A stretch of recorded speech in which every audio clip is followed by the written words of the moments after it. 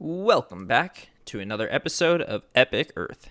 Epic Earth is a podcast for those curious about the STEM fields and the awesome, quirky, and fun experiences and research that is taking place right now. This is episode number 11, Going with the Flow. Sit back, relax, and enjoy the ride as we take a journey around this epic Earth. How are elements distributed in a planetary body? What are our hopes? What are our dreams? What do we want to accomplish? And how do we accomplish it? We can have all the science in the world, but if it's not translated, how is that helpful? Welcome, everyone, to another episode of Epic Earth. I'm Ashley Bosa, and with me I have my co-host, Brian Rosenblatt. Hey, everybody. And sadly, Scott is not with us again. He's got a busy schedule, but as always, he's here with us in spirit. But I'm super excited to introduce our guest for this week. Everyone say hello to Mac Beers. Hey, everyone. So Mac is pursuing a PhD in geosciences here at Boise State University. He was born and raised here in Boise, actually, and he has an undergraduate degree in civil engineering from BSU as well. Is that right, Mac? Yep, that's right. That's great. And can you give us a little insight into how you transitioned from civil engineering into the geosciences? Yeah, so got my civil engineering degree last spring, but during my last year of my civil engineering degree, I was taking some hydrology courses and I just fell in love with it and was super interested. So I started to look into opportunities for graduate school and see what was out there for balancing some engineering experience with involving some of the hydrology stuff. And I found an opportunity at Boise State. I'm just interested in doing work that involves like the needs of humans. So that's kind of the engineering side, while also caring for the needs of the environment and making sure that we're managing our natural resources with good science and doing it thoughtfully. So yeah, that's how I transitioned, and now I'm doing fun science at Boise State. That's great. Yeah, what a cool transition, especially towards the end of your engineering program, to find something that you're super passionate about and that, you know, you like to get out and go solve problems in the field every day with. So yeah, totally. Great. So Mac, why don't you just tell us a little bit about yourself? What makes you you? So yeah, this is always a funny question for me. And I mean, I even talk about it with my friends sometimes, like, what does make me me? And I think the fact that I think about it that way says a lot about who I am. I really think it's kind of one of the most philosophical questions that a person can ask themselves, like, what makes you you? So I think of it in two different ways. So I'm going to break it up for this answer, and I'm going to answer how I think other people perceive me, like what makes me me according to other people, and then what makes me me according to myself. So I think this will show kind of the distinction, and even just by doing it this way, I think it communicates kind of the person I am. Excuse me.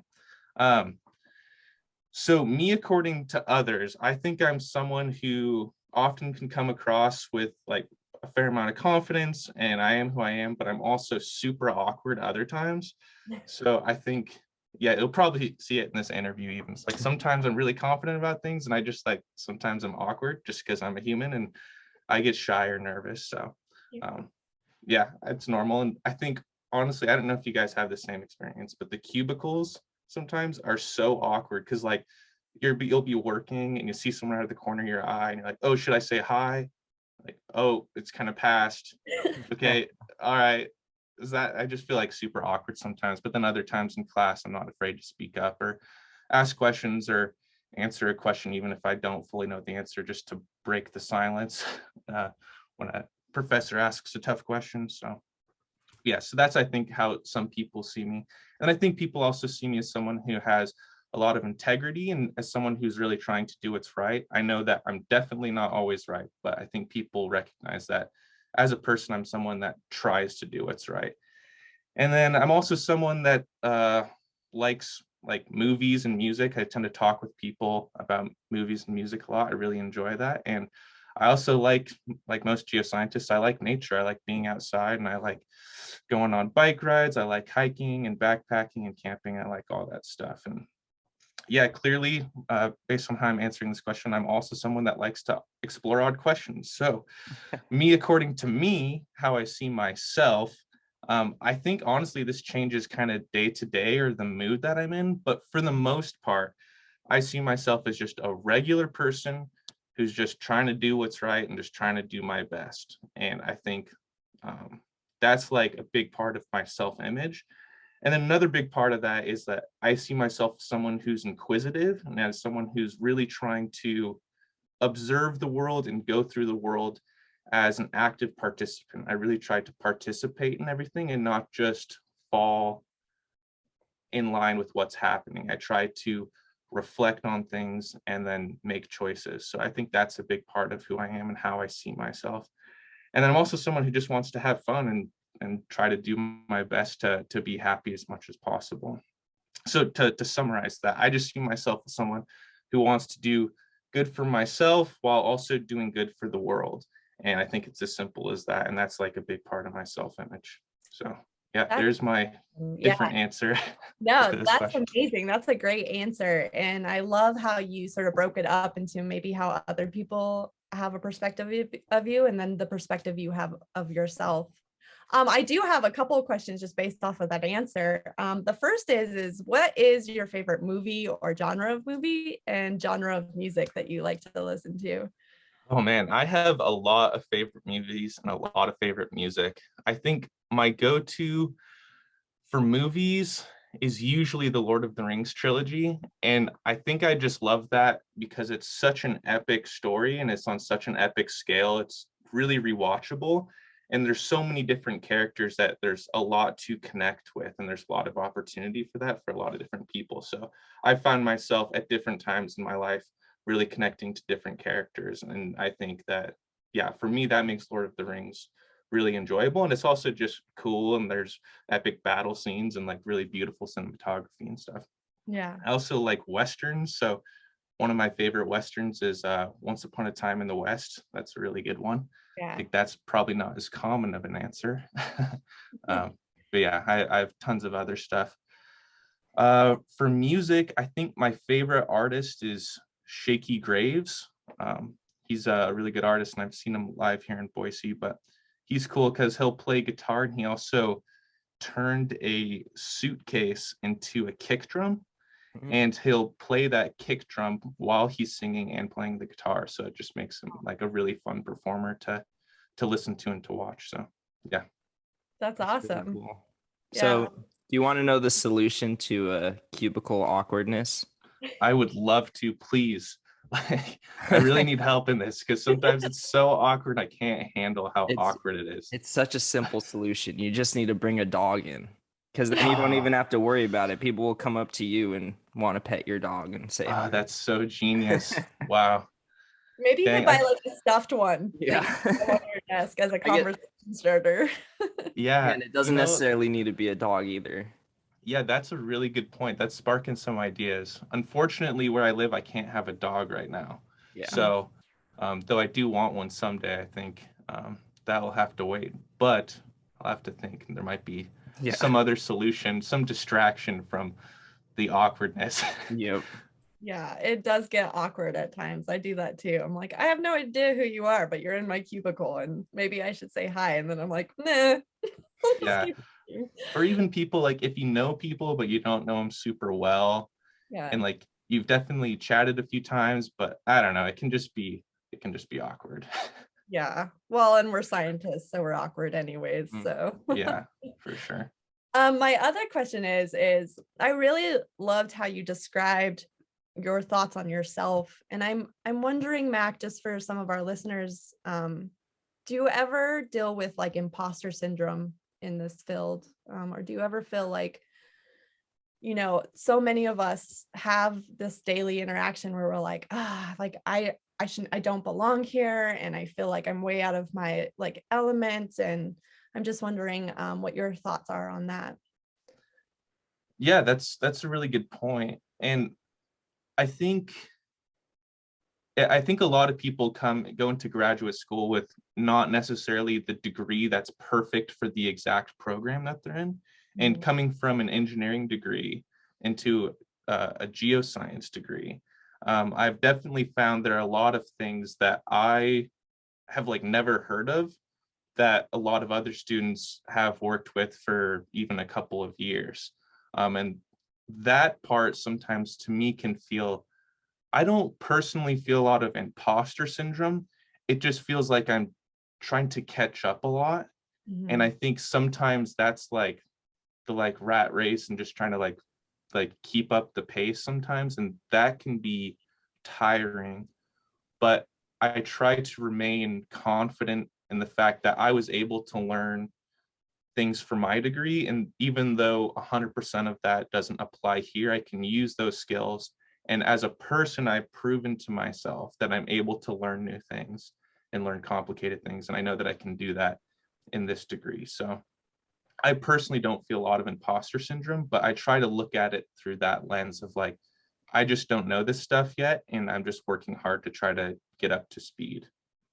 Yeah, that's a great answer, and I can relate to that too because I did a physics undergrad degree and then moved to geophysics. So I think something that gave me comfort was the fact, like, yeah, I don't know a lot of this stuff, but I know a lot of some other stuff that people don't know, and that diversity of information that everyone collectively has is good in general as a whole.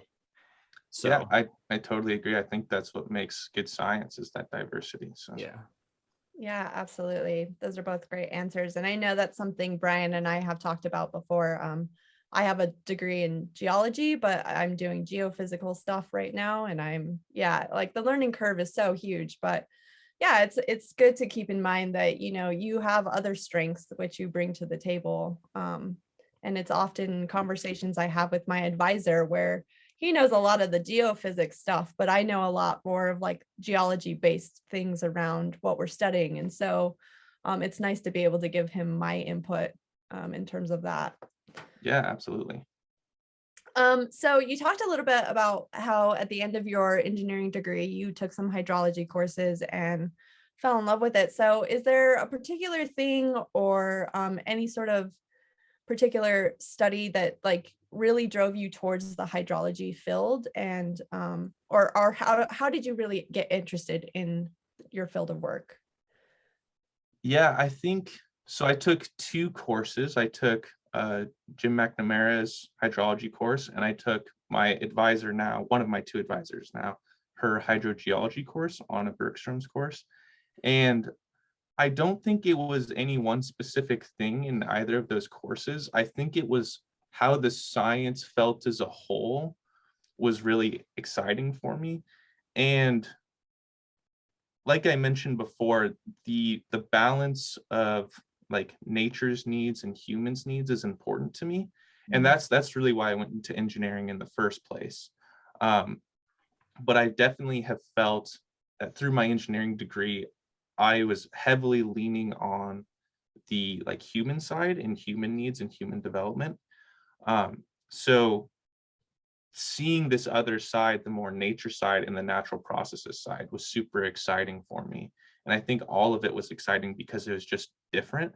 And then also as someone who likes to be outside, I was relating my own experiences to the things that I was learning in class and like observations that I had made just from going on hikes to things that we were talking about in class. And I think that connection of like my experience and being able to be outside and then thinking critically about what's going on was like the most exciting thing for me. So I think that's what really did it, not one specific thing. That's really cool. And it sounds like, I mean, you're in a field too, which is very correlated with human needs as well, right? We're dealing with water and water resources, and that's very much a crisis, especially in the Western U.S. at this point in time. So it's cool that you can apply that aspect of your passion to now this geoscience field. It's really cool. Yeah, that's what I hope to do in the future is work on that balance and work with water resources for people, but also for the natural systems to make sure that we have some sustainable management practices for those water resources. Yeah, that's awesome. And so can you tell us a little bit about what it is that you're researching for your PhD at the moment, or what you hope to research over your dissertation? Yeah, so currently I'm doing a few things, and so to reiterate, I'm in my first year of my PhD, and I've skipped my master's. I'm just going right into a PhD. So I'm planning on spending about 5 years working on this research. So I'm just getting the ball rolling, and I'm just getting things started. So some of the stuff I've been doing is I've been going out into the field, and I do research in the Dry Creek Experimental Watershed. And for people who don't know, that's the watershed that's just north of Boise.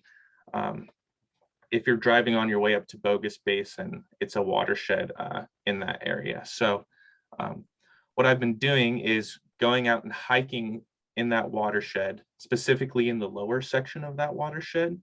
And I have been basically mapping where the stream has flowing water and where it has dry water. So Dry Creek is called Dry Creek because sections of it will go dry during different times of the year. And this is called intermittent flow. So as a scientist, I've been going out and observing at different times of the year where it has that drying behavior, and then the extent of that drying behavior. And I'll continue doing that for an entire year. So I've done it for a few months now, starting this fall, and I will end next fall. So that's the first task I've been doing. And that's been important because they're the red band trout up in that watershed, and they're reliant on that water for habitat. So that's the first thing I've been doing. And then I've also been going out bi-weekly, and I collect water chemistry samples and then run those samples. And we can do a lot of stuff with this, but right now we're just trying to make basic observations and see if there's any clear signatures of like, oh, when it's clearly more groundwater, we're seeing more of these weathering products, or when it's surface water, we're seeing these, or if it's snowmelt, we might be seeing other ions and cations. So that's another one. And then the research that I'm planning on doing, and I've been applying for funding for, is the installation of wells. And then with these wells, I would calculate hydraulic gradients in the stream to see if there's a clear pattern of the direction of subsurface flow and that stream drying. So those have been like kind of my main research like questions and things that I've been working on this fall and into this spring. Wow, yeah, that's really interesting. I'm curious to know, in those areas where it dries up in the creek, is it because the water table doesn't come up to the surface there, or is it because, or like, why are some areas dry and then others are pooled or they have water in them? Yeah, so we can definitely assume that wherever there's water, there's at least the water table is at least up to there. Okay. What the science currently lacks is a full understanding in multiple different watersheds of what directions of flow will cause that drying behavior. So to clarify, science has recently simplified the flow into 3 directions, and those directions would be lateral, so like from the hill slopes going towards the stream, and then vertical, so from the subsurface up to the stream or from the stream, and then longitudinal, which is coming basically from upstream in the soil and coming down just with gravity, and that will show some surface flow expression. The thing is those dynamics could go in different directions. So you could have vertical flow coming up, supplying water to the surface, or it could be going down, which would be draining the surface water. You could have a lot of lateral contributions, or you could have very little to no contributions. and then the longitudinal contributions can change as well. So what my research would explore is at a higher resolution, those dynamics in a study reach that's like 100 to 150 meters long. I think we're hypothesizing that the vertical flow is going away from the stream pretty much year round for the streams that are more likely to dry. And that's like a big reason why we're seeing those sections dry.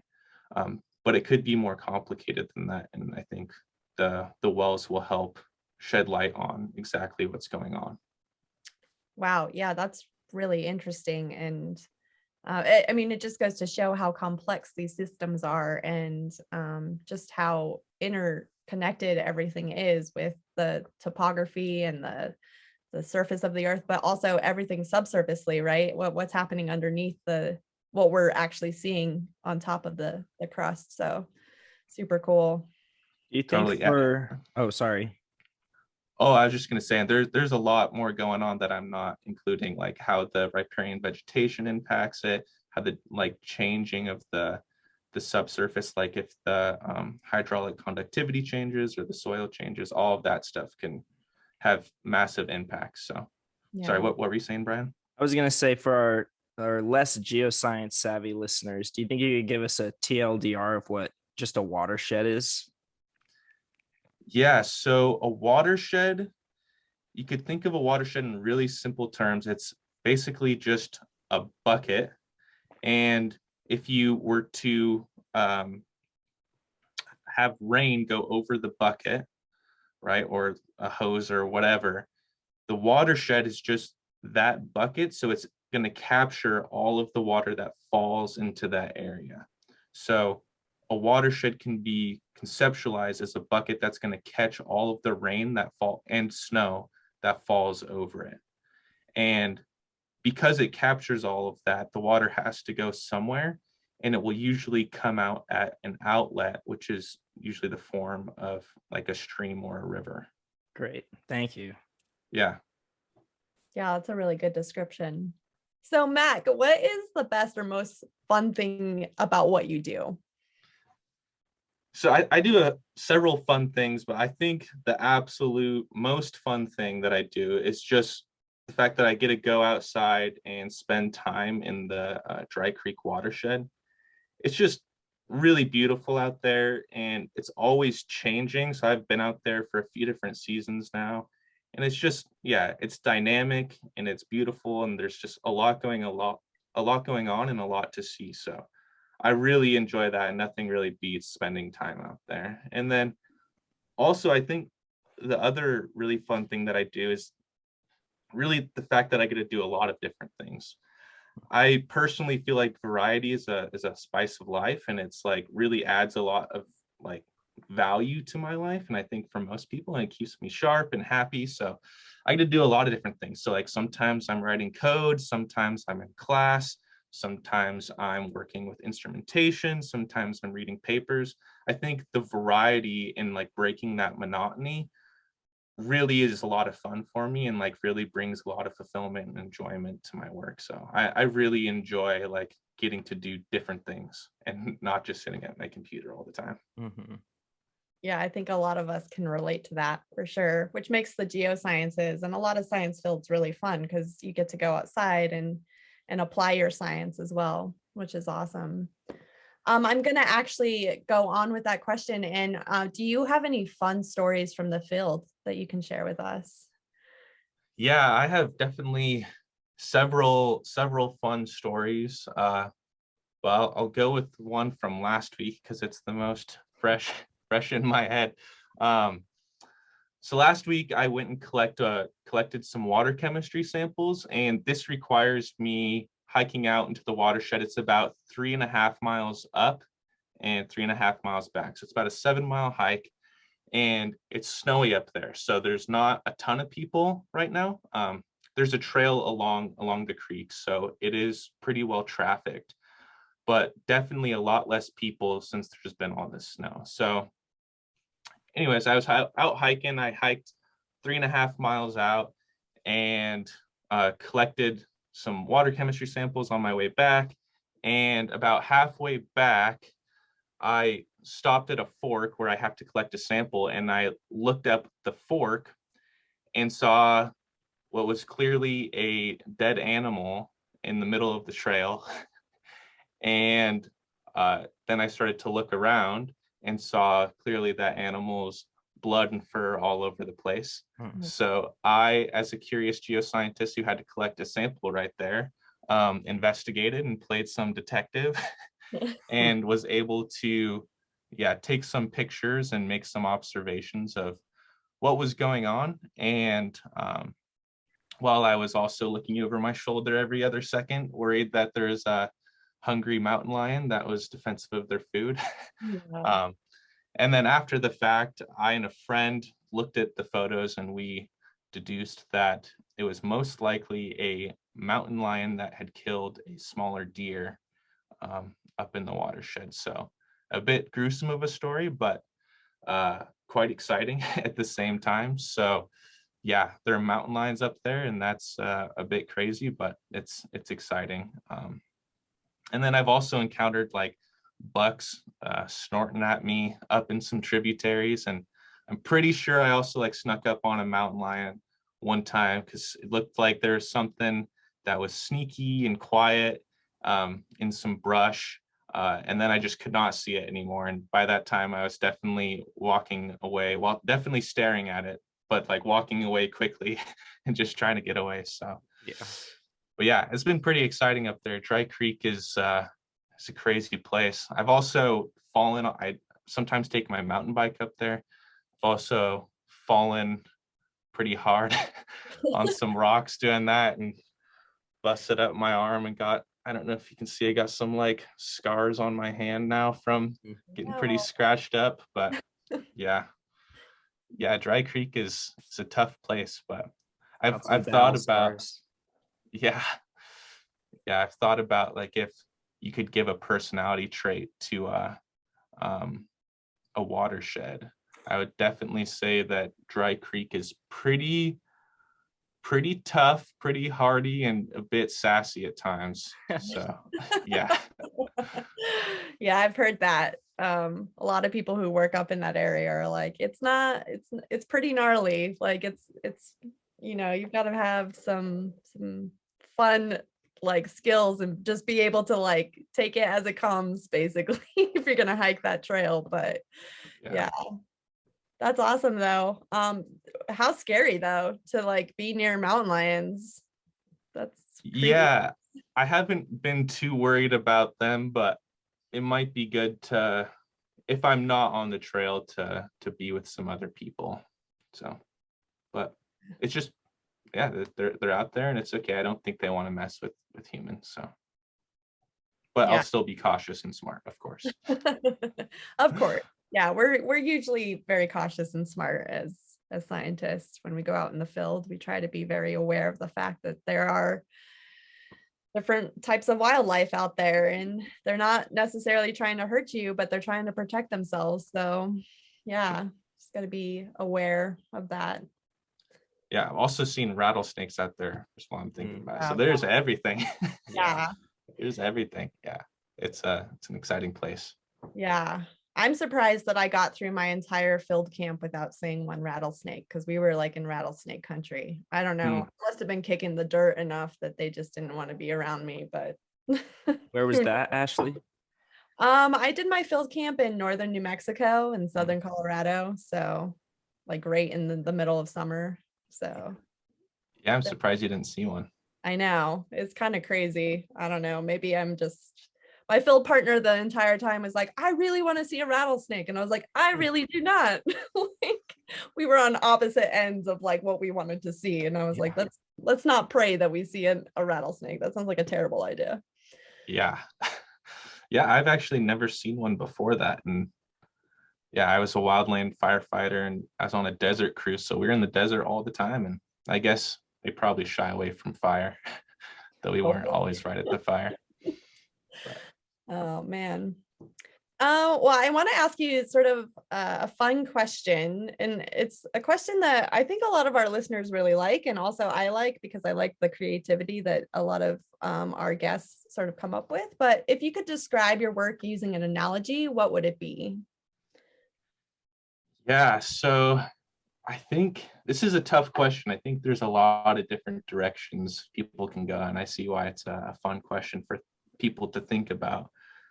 Um, the one that I've thought of, though it is a bit goofy, is if I saw myself as a doctor and I saw Dry Creek as my patient, and let's say Dry Creek has this problem, and the problem is stream intermittency. Dry Creek's like, man, I just keep going dry in sections and I don't know why. And it's okay that I go dry, but I really need to understand, like, why am I going dry in sections and why do I go dry at this time of the year? So as a doctor with a person, I would, if they had a problem like this, or like I feel sick and I don't know why, I might take a medical camera and stick it in them and swish around and see, okay, what's going on? What's wrong with this person? And then I'd be able to see, oh, it's obviously you got this problem. And then I'd take out the camera and like, okay, this is your problem. Well, with Dry Creek, if I'm the doctor, I can stick wells into Dry Creek and then make some observations. And then with those observations, I could diagnose Dry Creek and say, hey, you're going dry because of this. This is your problem. So that's that's the analogy that I see. I see myself as a doctor helping a patient in some ways. So That's awesome. Yeah, that's a great analogy. I like how intuitive it is to think about that. All of us have been probably poked and prodded by doctors before, so we know relate. So okay, well, I'm gonna ask you your first very serious question. uh-oh.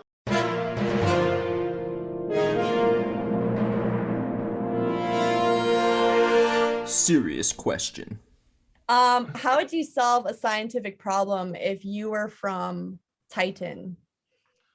Oh, yeah. So Titan is a moon of Saturn, and we know that there are liquids on Titan. So I know a little bit about it, and I know that Titan has liquid methane precipitation. I don't think it gets it very often, but it does occasionally have some liquid methane precipitation. And I think as a hydrologist, it would be really interesting to make observations of what happens on the surface of Titan when there are liquid methane precipitation events. So like as a hydrologist, I'd want to know, okay, how fast does this liquid methane percolate into the surface? Is there any surface flow and what does it look like? I'm pretty sure there are alluvial fans on Titan, so I'm pretty sure it has surface flow. So like, what does that look like? And does it behave differently because the liquid's different? Or does it behave differently because gravity is different? Or does it behave different because the soil and the surface of Titan is different? I think that these observations would be really interesting. And if I could also compare it to the behaviors of Earth, I think that would be really interesting. So yeah, Titan would be a cool place to do some research as a hydrologist, I think. Yeah, definitely. That's a great answer. And I like it. It's almost like you're studying some of those fluid dynamics and fluid mechanics and figuring out how that applies to fluvial systems and on different planets, which is awesome. Yeah, it'd be a really good question for a fluid mechanics professor to ask on a test. I feel like you could manipulate that somehow to get students excited about how a different liquid might behave. Interplanetary hydrology. It's a new field. Yeah. They need to get a class, I feel like. That'd be really cool. That would be a cool class. Great, Mac. Well, we're gonna get sort of back into more about your research. And one of the segments that we do is we ask our guests to describe their research and what it is that they do to 3 different groups of people. And so this is sort of your elevator pitch to these different groups of people. And just to see, you know, how well you are at communicating. We all need the practice, of course. Certainly even us who have been presenting for a while. But so your first group of people would be like an elementary class, like a 4th or 5th grade class. How would you describe your research to them? 5th grader. Yeah, I think I would like to frame it as kind of some questions to get the students thinking, but I think I would ask them first, so have you guys ever thought about how water gets to rivers and streams? Like, where does it come from? How does it get to a stream? Well, there are a lot of different ways that water can get to a stream, but the main way is that rain and snow will fall into the mountains, and then that will melt, or it will already be melted, and it will percolate into or go into the soil. And then gravity pulls that all downhill. And as it's pulling it downhill, it goes to one spot. And that one spot are usually rivers and streams.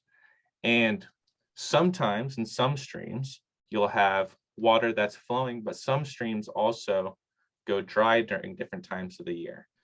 So I, as scientists, look at what's causing streams that go dry to go dry and compare that to streams that don't go dry. And I think that by doing that, we'll have an understanding of what's different between these two areas and why are we seeing these behaviors. Awesome. That was a great description. Your next group of people are more like an undergraduate age or maybe like high school age, where maybe they know a little bit about how hydrology works, but not a whole lot. So how would you describe your research to them? Undergrad. Yeah, so I'd reiterate, so for students at this point, they know, of course, what streams are in general, just how they form. They know that it rains and then there are streams, right? So I'd say, okay, some streams have what we call intermittency, and that is where like sections of the stream will go dry during different times of the year. And that means that you'll have like dry sections, you'll have sections that have stagnant pools, and you'll have sections that have flowing water. So there's different flow conditions that you might see. And while this is what we might see at the surface, there's a lot more going on in the subsurface. So my research is to observe the directions of subsurface flow and the magnitudes of subsurface flow and how that changes over time to see what is leading to stream intermittency in intermittent streams. You're really good at this. I like it. I'm going to take some pointers from you the next time I have to present, you know, for outreach or at a conference. I try to think of things as simply as possible. And I think that's at times a weakness, but also at times a strength, is that just like I want it to be simple. And I think that my brain can handle that. And I think if my brain can handle it, I agree with that. Sometimes I have to describe things in simple terms to myself just so I can understand it, because there's a lot of jargon out there that you're just like, I have no idea what they're talking about. Absolutely. Absolutely. Speaking of conferences, though, how would you describe your research to a professional at a conference? Expert. So we know as hydrologists that half of the streams in the world have intermittent flow for at least one day of the year. And previous research has looked at subsurface flow and simplified it to some multidimensional flow mechanics. And what that is simplifying the flow into three directions. This is lateral flow, so to and from the hill slopes, vertical flow, which is to and from the subsurface, and then longitudinal flow, which is flow along the stream in the alluvial fill. My research is looking at stream intermittency and then also looking at the multidimensional flow mechanics in the subsurface and seeing if there's a relationship between the directions and magnitudes of flow and the observed stream drying patterns. And I'm going to take this research and this data that I'm collecting, and it's going to complement other research that I'm doing, which is mapping stream intermittency and collecting water chemistry samples. Awesome. You nailed it. Thanks. Sold. Yeah, definitely. You're going to do amazing at conferences describing your research for sure. Hope so. Yeah. Well, this has been awesome. I'm gonna finish up with some more serious questions now for you to wrap up this amazing interview.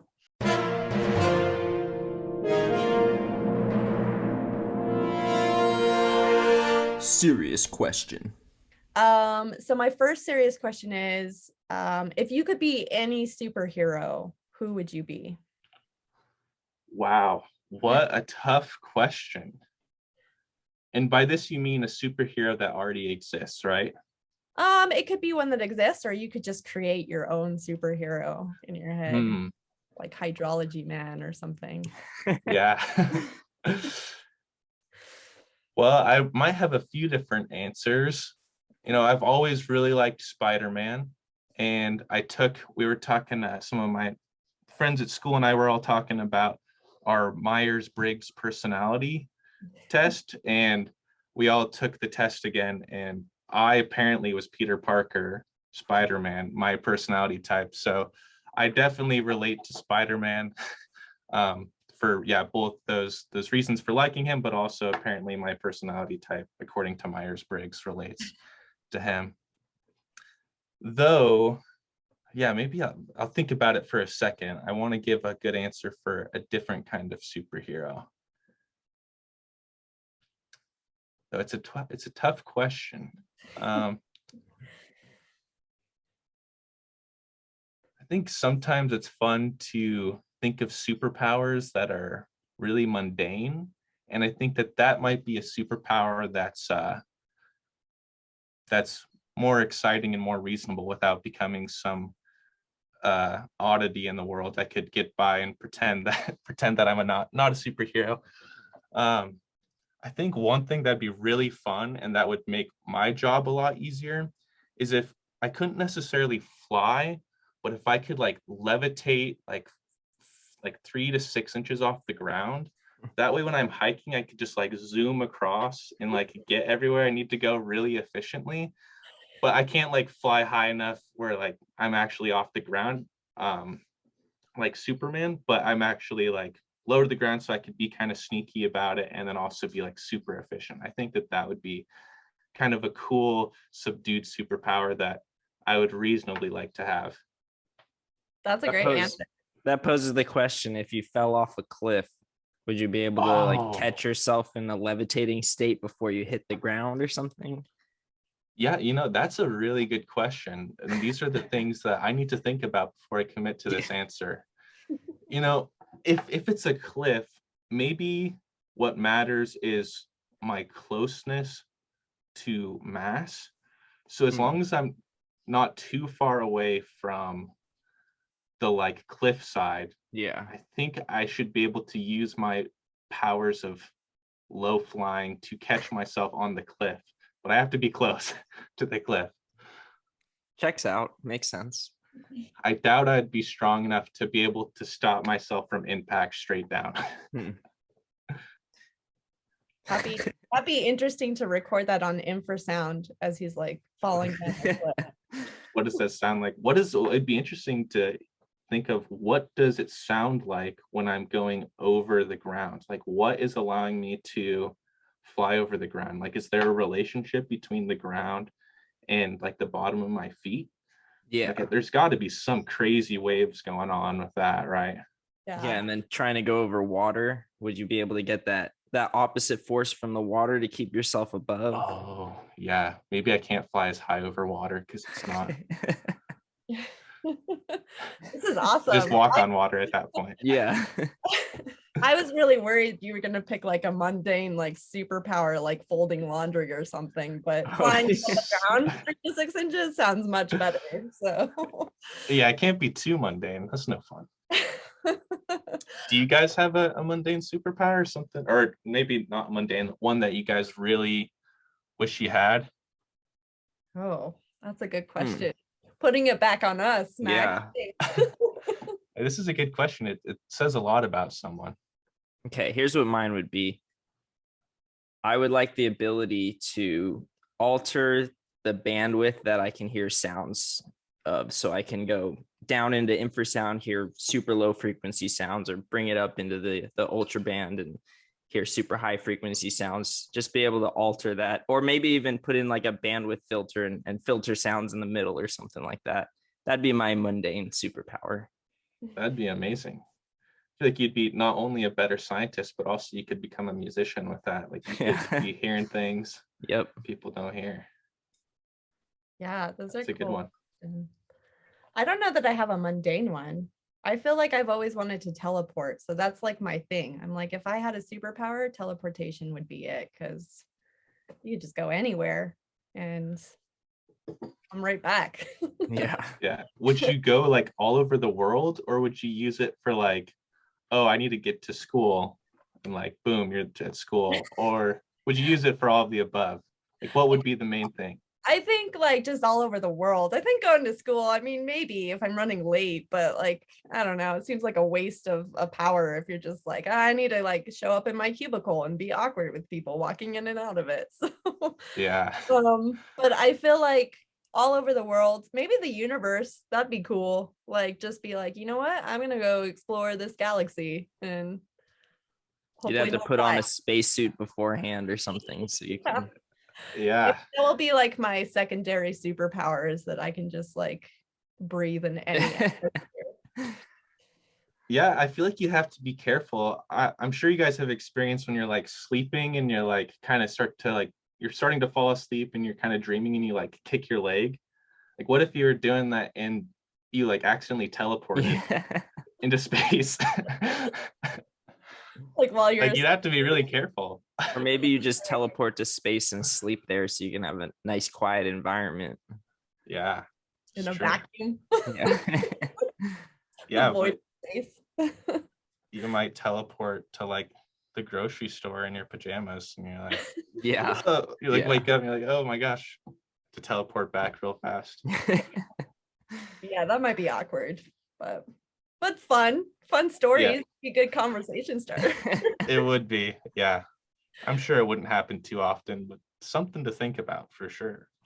Oh my gosh. Yeah, that's a fun question. Also a fun conversation that we just had. I love it. I have one more question for you before we end. Do you fish at all, Mac?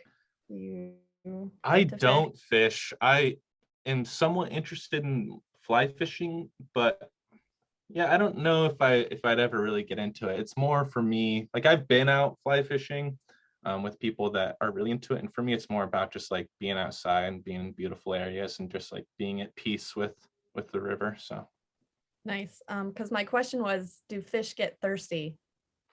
oh,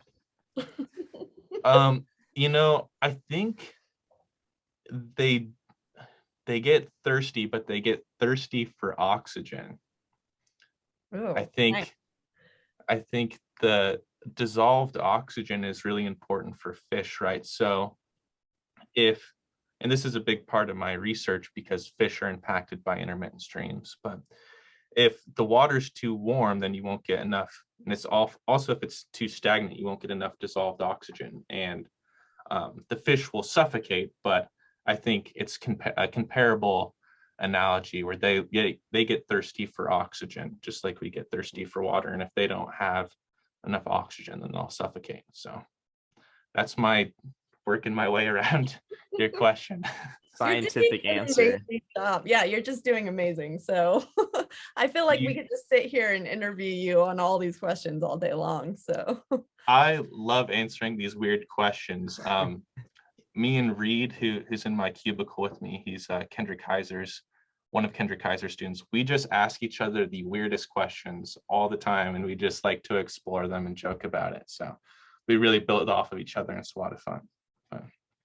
Do you guys think that fish get thirsty? I mean, I would go with your answer too. That would have been my answer is yeah, like the dissolved oxygen is what they're really after. So, but I think every once in a while they crave like a Coke or something. So Probably. I mean, they're just eating bugs all day. I'm sure they want something different. Yeah. oh man, you guys. Well, Mac, this has been an awesome interview. You've got a lot of insight on water resources and hydrology in general, and super cool that you came from a background which wasn't necessarily, inclined towards the hydrology, but that you found a niche which you could sort of set yourself in and explore. So that's super awesome. Is there anyone you want to give a shout out to before we end your interview? For sure. We'll definitely got to give some shout outs to my advisors, Anna Bergstrom and Kevin Roche. They're so helpful and so knowledgeable and very patient with me. And yeah, I'm just very thankful for how much they help me and how excited they are to help me. So I'm very grateful to them. I'm of course grateful to my peers as well. So Reed again has been a good peer to me and has helped me work through some stuff in class and with my research. Bridget Bittman and Hannah Richardson also have helped me with a ton of stuff. I'm always asking them questions and they're always very happy to help. So I'm very grateful for them.